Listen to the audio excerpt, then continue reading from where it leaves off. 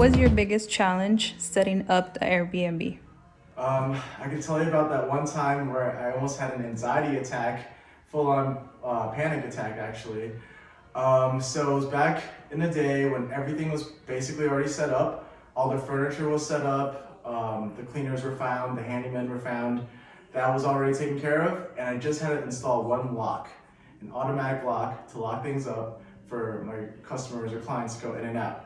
So I was living in LA at the time, and I figured I can fly in the morning and fly out at night, and I'll have a window where I can install one lock. Seems simple, right?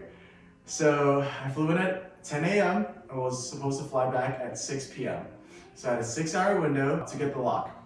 When I went there, I realized I didn't have tools or a lock, so I flew to, Ubered to Home Depot, got that stuff, and when I got to the house, I saw that someone had already installed a lock on top, and it was an electronic lock, but it was not programmed right, made in China, Amazon stuff, not good. So I had to take it off.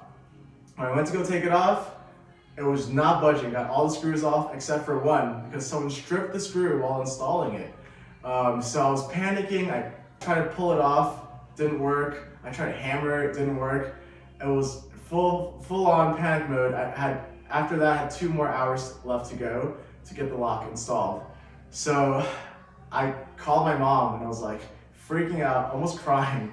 The feeling was almost like you're falling and you can't reach onto something and you're just free falling. And I called my mom and I was like, what do I do? I have the locks there, I can't take it off, I need to install a lock, I have 2 hours, what do I do? And she just broke it down. She's like, so you need to get the door locked, right? I was like, yes. Okay, so how do you get the door locked?